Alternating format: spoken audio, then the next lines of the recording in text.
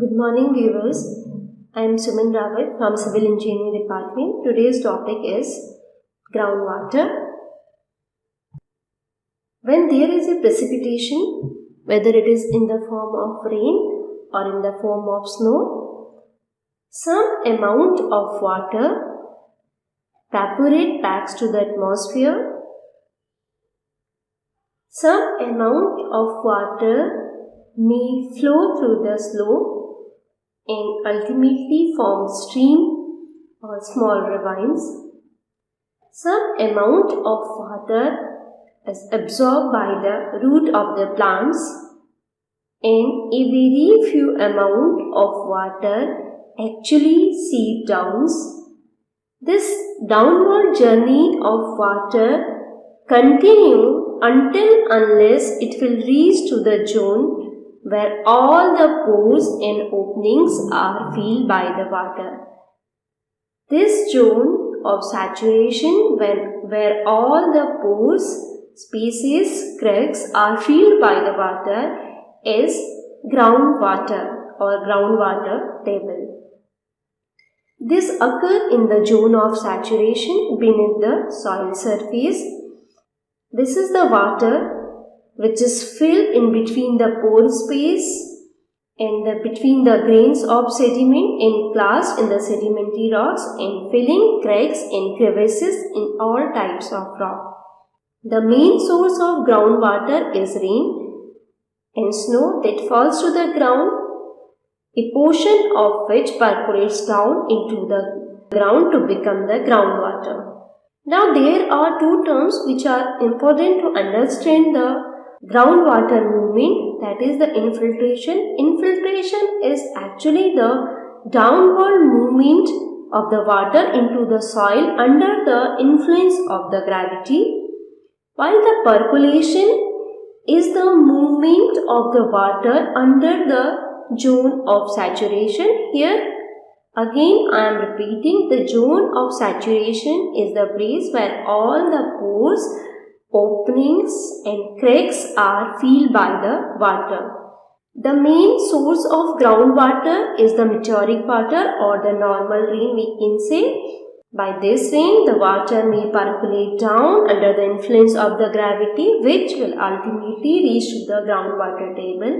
But the another source of groundwater may be the connate water. This water that is present in the rock right from the time of their deposition, especially when we are talking about the sedimentary rock, where most of the rocks are deposited under the sea. So the amount of water which is present in between the pore spaces in the sedimentary rocks, this may term as the connate water. Javelin water, it is also called the magmatic water. It is the water which is formed in the crevices or in cracks or pores of rock by the condensation of the steam which may emerge after the volcanic eruption. Most of the students may get confused when a question comes like what are the sources of water. They may write that the river, pond, lake or the ocean or the ice caps are the sources of groundwater, but the source of groundwater is the meteoric water, connate water and javelin water.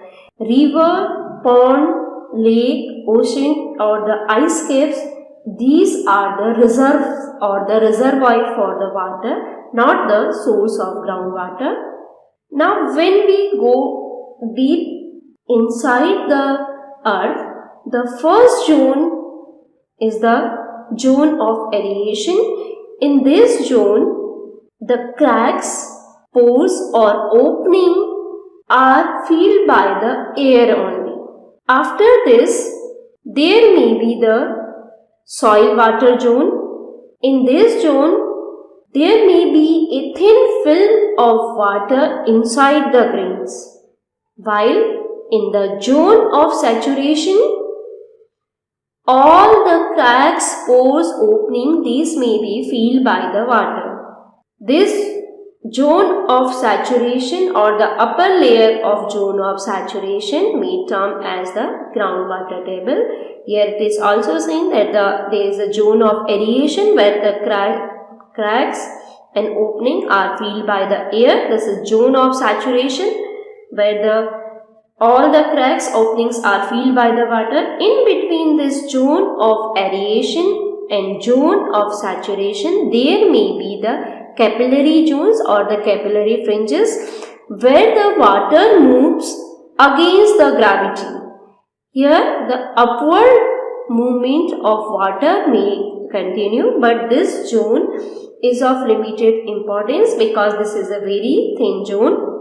Again, the saturation zones, where all openings are filled by the water. Vadose zone is subsurface zone in which the rock openings are generally unsaturated and filled partially by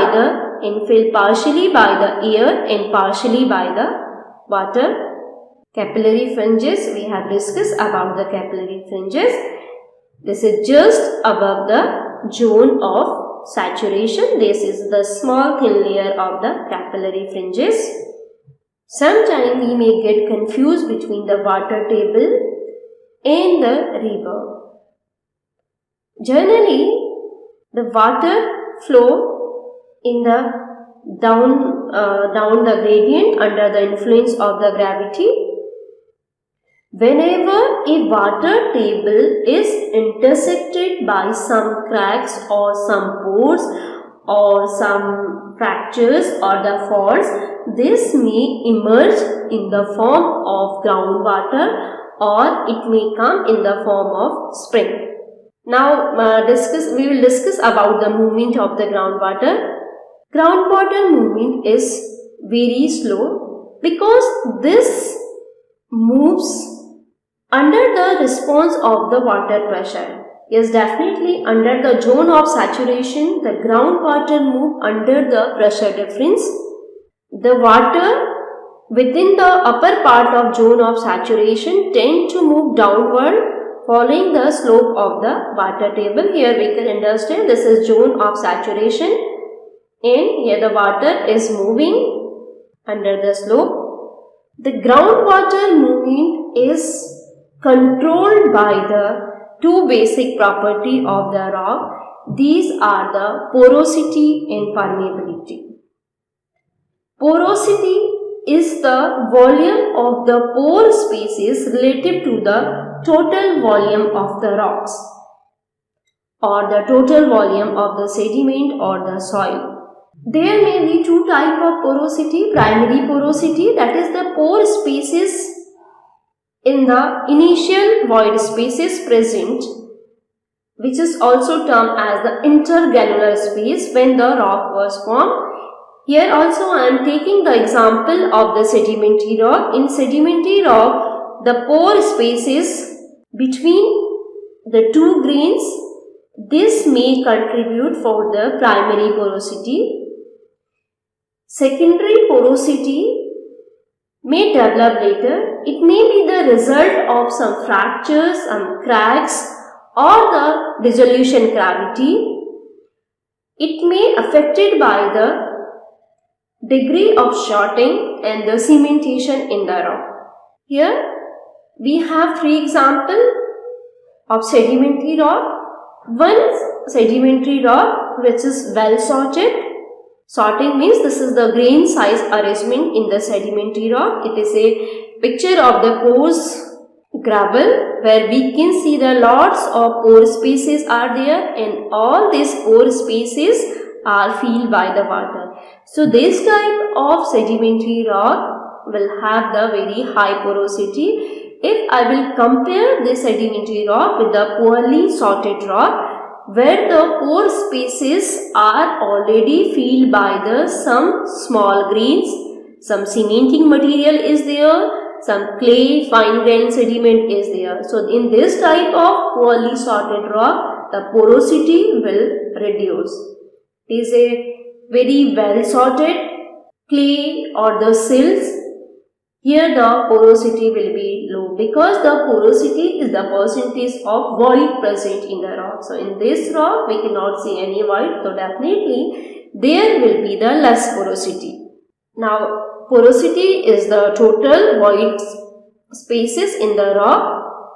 Normally, different type of material or different type of rocks may have the different porosity till which is the unsalted glacier deposits. This may have the porosity up to 10%, while the sandstone which have the very high pores or the poorly cemented sandstone may have the high porosity. The clay is having the very high porosity because of the lots of intergranular space between them. Effective porosity is the ratio of void spaces through which water can move. We can see here this ability of pores to pass water from the one pore to the another pore, or which will allow the easy flow of the water. This is called as the permeability. So the porosity is the total percentage of voids which are present in the rock, while the permeability is the capability of rock to allow the passage of fluid. This permeability is dependent on the size of the pore spaces and to what degree of pore spaces are interconnected. The interconnection of the pore spaces is the prime factor over here. If a rock is highly porous but these pores are not interconnected, then this rock cannot be the permeable. Grain, shape, size, packing of the grain and cementation affect the permeability. Specific VL, this is the quantity of water that a unit volume of rock can hold. The grain size has a definite effect on the specific VLs. Small grain have the larger surface area, which means more surface tension and a lower specific yield than the coarse grain sediment. So it means to say that a clay will have the less specific yield compared to the conglomerate or the coarse grain sedimentary rocks. Now, water bearing qualities of rock. So as we already discussed, the porosity and permeability is the basic quality of rock which is necessary to become a aquifer. Aquifer is a water bearing porous soil or rock strata that yield significant amount of water which can be tapped effectively. Example of good aquifers are the sandstone, conglomerate, well-jointed limestone.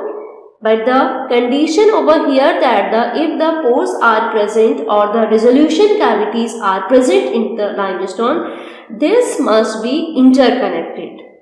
Bodies of sandstone in gravels, some fragmental or the fractured volcanic rock such as the columnar joints or the vesicular basalt may also become a good aquifer. This will depend upon their total porosity and interconnection of voids.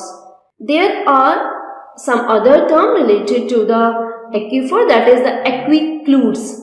These are the water bearing horizon that may be porous enough to hold good quantity of water, but being effective impermeable, they do not allow easy and quick flow through it. Example is shale, slate and clay. Shale and clay, this is a very fine grained sedimentary rock which is having the high porosity but having the very less effective permeability because their pore size is so small that the water can enter over there. When we tap these rocks, this does not allow the easy flow of the water. Aquifers, these are the absolutely impermeable formation through which there is no possibility of storage of the water or the movement of the water. That means the porosity and permeability is very less. Example is compact interlocking granites, quartzite, silt, mudstone or even sandstone when it is well cemented. Sometime we may use a term that is equitard. It is the less common term used to end aquifuse that has become locally leaky due to the development of joints and cracks. If a aquifuse which is impermeable, not porous, but there is a little bit permeability or the porosity because of the cracks and joints, this may term as the aquitards. Now types of aquifers. Mainly there are two types of aquifer. One is unconfined aquifer, another is the confined aquifer. A confined aquifer is a partially filled aquifer exposed to the land surface and marked by the rising and falling water table. This rising and falling of water table is directly related to the weather condition. During the rainy season, the groundwater surface, this water surface may come up, so there may be the rise in the groundwater table. And during the summer time, when there is the continuous discharge of water without recharge, then this groundwater table may go below. The large amount of waterfall which is present in the Maharashtra are because of this unconfined aquifer. The water table within these unconfined aquifer may rise up, which may come out in the form of spring or the waterfall during the monsoon time. Wherever as there is a continuous withdrawal of the water, then this water table may goes down and this waterfall may die out. Confined aquifers. These aquifers are also known as the artesian aquifer. This aquifer is completely filled with the pressurized water and separate from the land surface by the relatively impermeable bed such as the sail. This is the example of the confined aquifer, where this aquifer is bounded from the below as well as from the above by some impervious material. So whenever we will tap this aquifer, the water may come out in the form of a fountain or with a very high pressure. Now question arises from where this confined aquifer may recharge. What is the recharge area?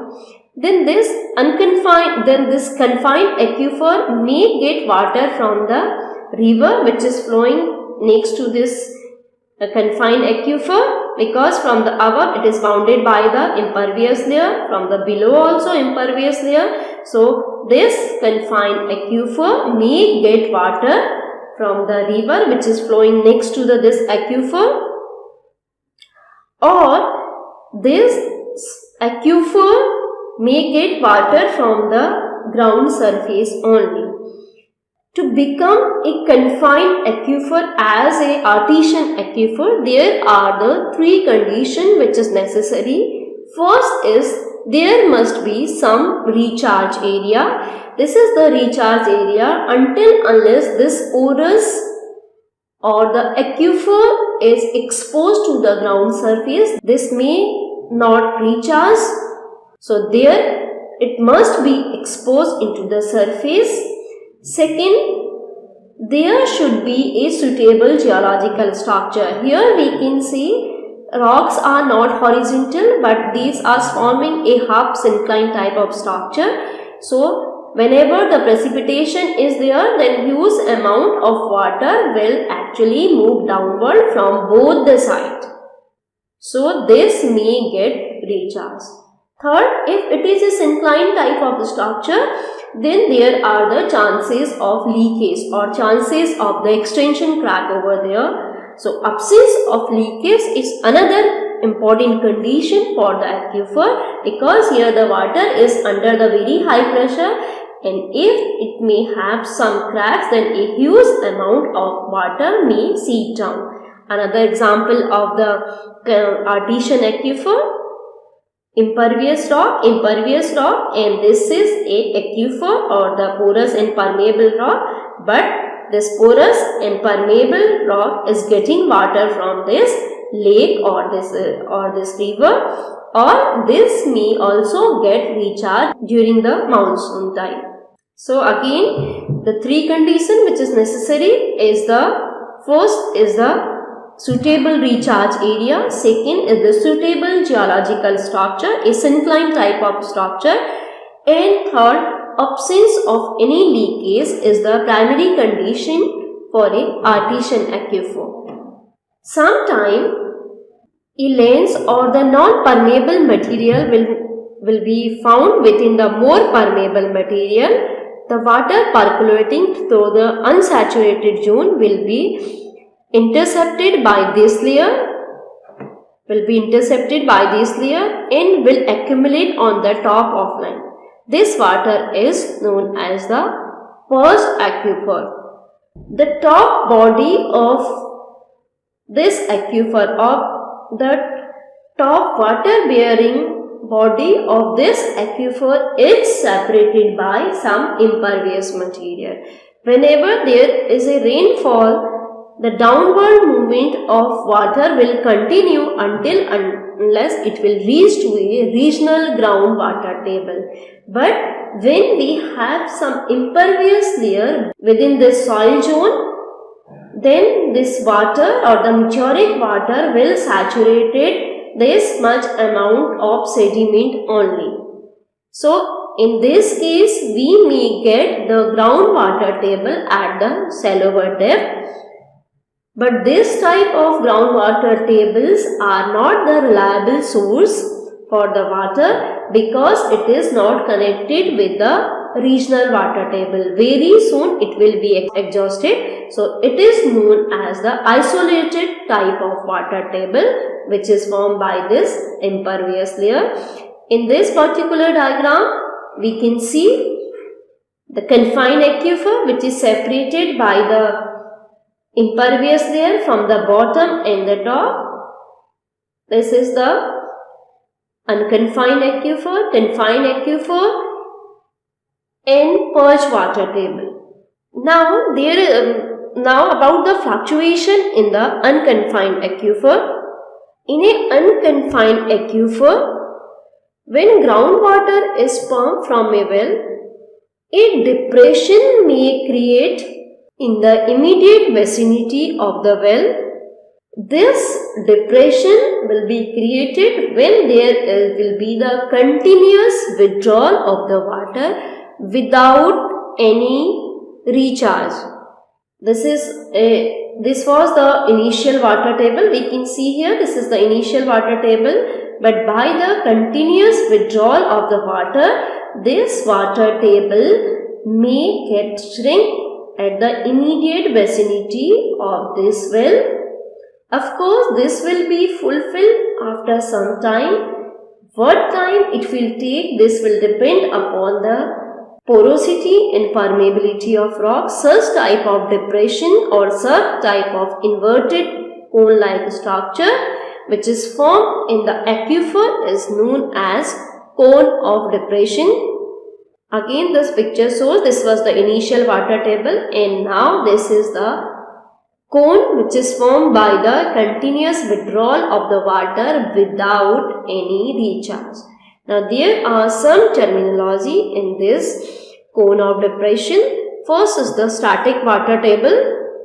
It was the static water table. This H0 represents the static water table. Now, this pumping water table H, this was the depression which was created due to the withdrawal of the water. This is H. Drawdown is the total amount of water between the static water table and the water withdrawal after the pumping. Well yield is the volume of water pumped per unit time and specific capacity is the yield per unit drawdown. The shape of this depression is largely depend upon the type of rock and their porosity and permeability. We can give one example. If a coarse grain, well sorted rock is here, then this curve will be more gentle, while the area of influence, this is the area of influence from where this curves begin to draw. This area of influence will be more, but this curve will be less pronounced. While in case of very fine grained sedimentary rocks where the pores are not nicely interconnected, this curve will become much more deeper, but this area of influence will be less. Because in the coarse grained sedimentary rock, because of their large intergranular space, water will quickly fulfill this depression, while in case of fine grained sedimentary rock, it will take much more time water to pass through the another area to fulfill this low pressure area. After some day or after some time, this cone will reestablish, or it will become parallel to the static water table or the initial water table. How much time it will take, this will depend upon the porosity and permeability of the water. Here we can say this will be the actual shape of the cone of depression. This is in the paper, but when we think about the 3D, it will become a circular shape, cone of depression. Now we can use effectively this cone of depression. Sometime when we are dealing with the contaminated water or the contaminated plumes in the groundwater, which may enter into the groundwater system by some wastewater treatment plant, or some leachate may enter into the groundwater. A well can be placed near the contaminated water. Now we can withdraw this contaminated water. We have to calculate how much time or how much pump will be required to withdraw this contaminated water from the ground. The another use of cone of depression is that if a river is flowing in the nearby area and it is highly contaminated by the physical and the chemical contaminants, then instead of taking direct water from the river, we can take water from the well. Because when we withdraw the water from the well, a low pressure area may create at the immediate vicinity of the well. So the water which is near the river, which is over the river, or which the amount of water which is saturated under the river may seep down, or it will percolate towards the well. So whenever this water will percolate, so in this journey it will pass through the huge amount of rocks or the sediment. So the natural purification may take place. This is very effective to eliminate the physical as well as the chemical contamination from the water. Again, this is a cone of depression, and this arrow show a low pressure area may create over here. If I will make a cross section of this cone into this may be a inverted cone say, but if I will visualize it in the 3D, it will be like the circular path. Now springs, a place where the water flow naturally from the rock into the land surface.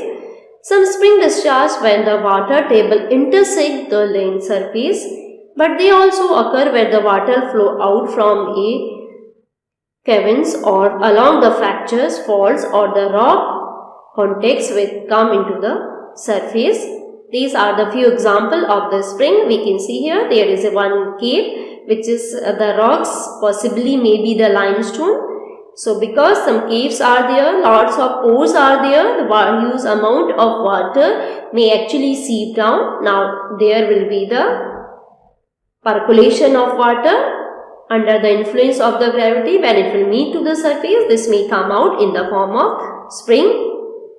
This is the example when the rock, where the less pores are there, or it may be igneous rock. This may be the case of the Maharashtra, where the basalt is exposed, which is jointed. Lots of columnar joints are there.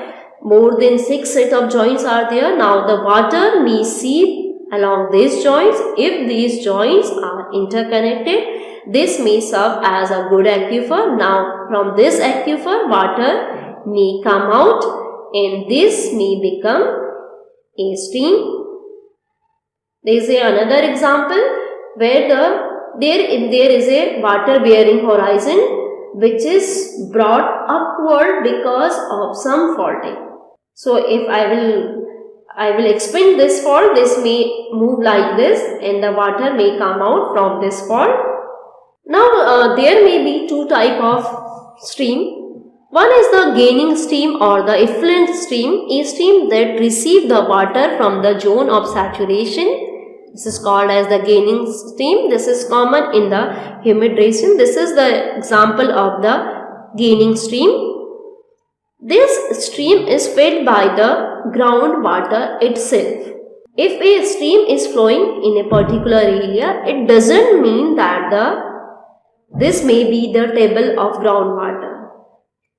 This is not always true. Only in the case of the effluent stream or the gaining stream, it may get water from the groundwater, and in this case the groundwater may be much higher than the stream level.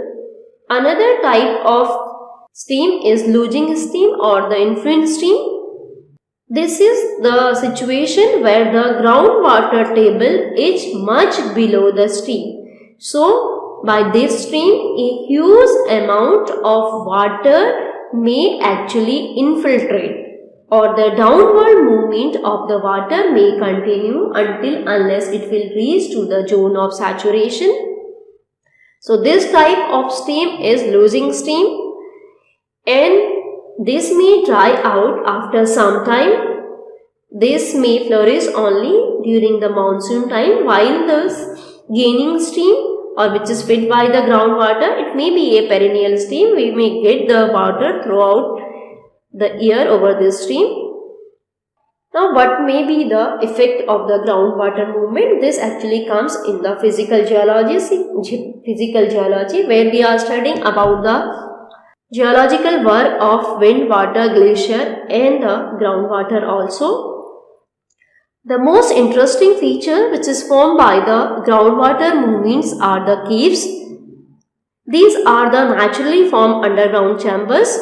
Most of the caves are developed when the slightly acidic water dissolves limestone along the joints and bedding planes, opening up caverns systems as a calcite is carried away in the solution.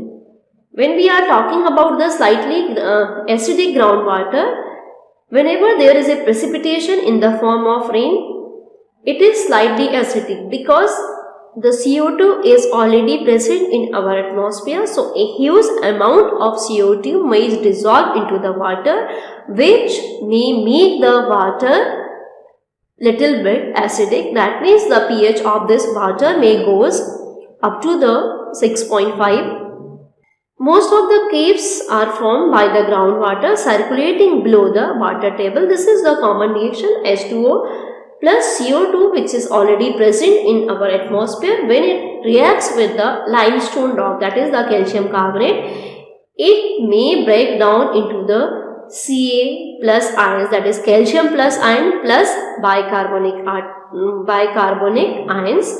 When this bicarbonic acid or the water which we are thinking of, this may be H2O, but actually this is the bicarbonic acid, when it may seep down again from the ceiling of the caves, then it may again precipitate calcium plus ion. This reaction is the development of the caves, and when we will go from the bicarbonic ion plus calcium ion, this may be the again precipitation of calcium carbonate. We can understand nicely over here. The stalactites and stalagmites are the typical features which may be formed by the groundwater action. Stalactites are the ice-like pendants of the dripstone hanging from the cave ceiling, generally cylinder, and are commonly aligned along a crack in the ceiling which act as a conduits for the groundwater. Stalactites, these are the stalactites. These are the stalactites and these are the stalagmites. These are formed by the dripping of the water drop by drop. Whenever there will be the drip of the one water of drop which is having the calcium ion dissolved in it, when a water drop which is full of calcium ion will hang from the ceiling of the caves, some amount of calcium may precipitate over here. As this water drop will fall down into the ground, another some amount of calcium may precipitate over here. So we will get stalactites and stalagmites. Sometimes these stalactites and stalagmites may fuse together. This may form the column. This is the very common feature in all the natural caves. Natural caves are the caves which may develop in the limestone terrain only. All the other caves which we are seeing in the Maharashtra region, these all are the man-made caves. This type of movement is responsible for formation all the siblings in the India. And we can see if the continuous movement of water will be there, the height of this column or the height of this natural sibling may increase day by day. This is the another topography which may develop by the groundwater action of. This is known as the karst topography, where we can get the numerous holes in depression. Even sometime intermittent stream is the stream which may frequently appear and disappear while it is moving to the down reaches. Thank you.